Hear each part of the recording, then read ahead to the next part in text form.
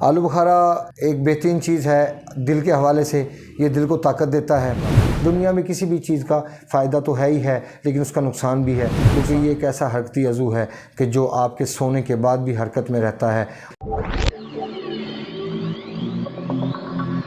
औज़ुबिल्लाहि मिनश्शैतानिर्रजीम, बिस्मिल्लाहिर्रहमानिर्रहीम, अस्सलामु अलैकुम रहमतुल्लाहि व बरकातुहू। मैं हूँ हकीम आसिफ़ अली राव अल रज़ा की हेल्थ रिकवर की जानिब से आपकी रहनुमाई के लिए हाज़िर हूँ। आलू बुखारा ये एक मौसम का बेहतरीन फल है। चूँकि ये हमारा तसलसल है, हम चाहते हैं कि हम जो इस मौसम के फल हैं हम उसको जल्दी से कवर करें, ताकि जितने हमारे दोस्त अहबाब इस मौसम में ये फल मौजूद है इससे फ़ायदा उठा सकें, क्योंकि इसके बाद ये फल आपके हाथ से निकल जाएंगे और जो लोग इस पोजीशन में हैं वो इसको इस्तेमाल कर सकें और इससे फ़ायदा उठा सकें। आलू बुखारा एक बेहतरीन चीज़ है दिल के हवाले से। ये दिल को ताकत देता है। इसके मिजाज में तुर्शी मौजूद है, खटास मौजूद है, इसका जायका खट्टा होता है। बहुत ज़्यादा अगर कहें बहुत ज़्यादा पका हुआ हो लेकिन उसमें भी हल्की तुर्शी मौजूद होगी, लेकिन मिठास भी मौजूद होगी।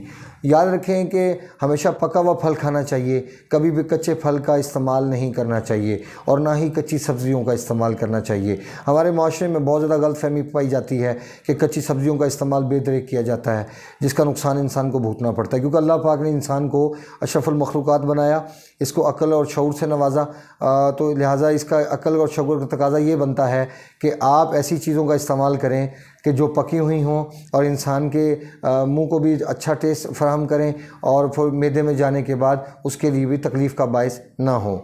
आलू बुखारा इसका मिजाज अल्लाह पाक ने जो तरतीब दिया है, याद रखें दुनिया में हर चीज़ का मिजाज है। बाज़ लोगों का मकसद दुनिया में आने का यही है, खाओ पियो मज़े करो और बस, और इसके अलावा उनको कोई मकसद नहीं है। आप याद रखें कि आलू बुखारे का जो मिजाज अल्लाह ने खुश्क सर तरतीब दिया है, ये दिल के लिए इंतहाई फ़ायदेमंद है। ये दिल की पहली हालत के लिए फ़ायदेमंद है कि जहाँ पे हमें खुश्की पैदा करने के साथ साथ जिस हमें स्टॉक करनी मकसूद हो या हमें तुर्शी बढ़ानी मकसूद हो। इसकी मिसाल मैं यूँ देता हूँ, ज़िंदगी में 2-3 दफ़ा इत्तफ़ाक़ हुआ जो रतूबात से मुतल्लिक़ चीज़ें थी उनको हैंडल करने का। जब मैंने उस कंडीशन में खट्टी चीज़ों का इस्तेमाल करवाया, फ़ालसे का इस्तेमाल करवाया या जामुन का इस्तेमाल करवाया या आलू बुखारे का इस्तेमाल करवाया, जो भी फल उस वक़्त मार्केट में उस हिसाब से मौजूद था, या जैसे सुरख अनार का इस्तेमाल हुआ, तो उसके नताइज बेइंतहा फ़ायदेमंद निकले और तेज़ी के साथ निकले। ये मेरे लिए बड़ा हैरत अंगेज़ था, क्योंकि डॉक्टर वहाँ पे काम कभी भी नहीं कर सकते, क्योंकि इसके मिजाज को समझना तभी समझ सकता है जब इंसान पक्का मुसलमान हो और फिर अल्लाह उसके रसूल पे ट्रस्ट रखने वाला हो, ट्रस्ट करने वाला हो और वो इन तमाम चीज़ों को समझे, ना कि सिर्फ़ एक किताबी बातें हमारे सामने हों। हकीम बनने से पहले इन तमाम चीज़ों को स्टडी किया। खुदारा यकीन कीजिएगा वल्लाह मैंने कभी इस चीज़ों को मैं नहीं समझ पाया कि ये इतनी सारी चीज़ें अल्लाह ने बनाई हैं, इन सब चीज़ों के मिजाज तरतीब दिए हैं, इनको कहाँ कैसे इस्तेमाल करवाया जा सकता है।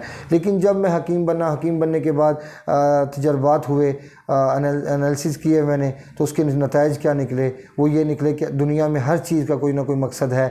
आपका भी कोई मकसद है पैदा करने का अल्लाह पाक का, और मेरा भी कोई ना कोई, अल्लाह पाक ने जो पैदा किया मुझे, मेरा भी कोई मकसद था। अगर मकसद था तो आज आपके सामने बैठ के मैं आपसे बात कर रहा हूँ। याद रखें अगर मुझे पैदा ना करता तो वो चीज़ों को छुपे रहने देना चाहता, तो पाकिस्तान में बहुत कम लोग ऐसे हैं कि जो न्यूट्रिशन ज़रूर हैं लेकिन वो ये नहीं जानते कि किस खुराक को कहाँ पे एडजस्ट किया जाएगा। अल्हम्दुलिल्लाह अल्लाह ने ये मनसब मुझे अता किया कि मैं इन तमाम चीज़ों को समझ पाया। उसकी एक सबसे बड़ी वजह ये भी थी कि मैंने 17 साल में, जब से मैं हकीम बना हूँ, मैंने टोटल 6 से 7 दफ़ा ऑरेंज का इस्तेमाल किया, माल्टे का इस्तेमाल किया।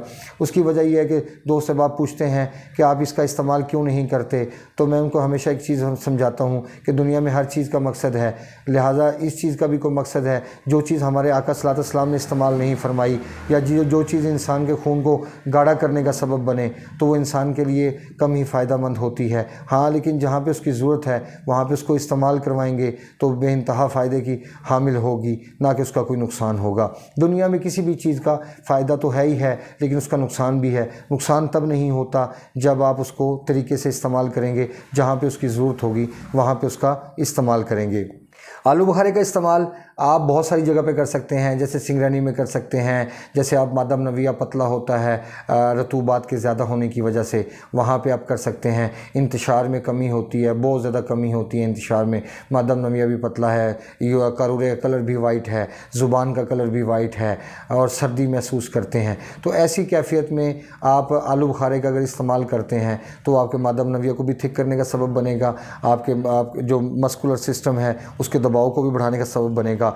और याद रखें, इसको एक और जगह पे इस्तेमाल किया जा सकता है, जो गुड कोलेस्ट्रॉल होता है वहाँ पे भी इसको इस्तेमाल करवाया जा सकता है, क्योंकि ये मस्कुलर सिस्टम पे दबाव बढ़ाता है और जो चीज़ मस्कुलर सिस्टम पे दबाव बढ़ाती है वो उसकी सिस्टम को तेज़ कर देती है और उसके हिस्से में रुकी हुई जितनी भी फाजिल रतूबात या चिकनाई या कुछ भी ऐसी चीज़ें रुकी होती हैं तो वो दिल के गर्म होने और दिल के तेज़ होने की वजह से वो खारिज हो जाती हैं। याद रखें, तुरशी का ताल्लुक़ इंसान के मस्कुलर सिस्टम के साथ है और मस्कुलर सिस्टम एक ऐसी चीज़ है जो इंसान सोया होता है तब भी ये वर्क कर रहा होता है। इसके हिस्से में कभी भी रुकावट नहीं आनी चाहिए, ना डायरेक्ट ना इनडायरेक्ट।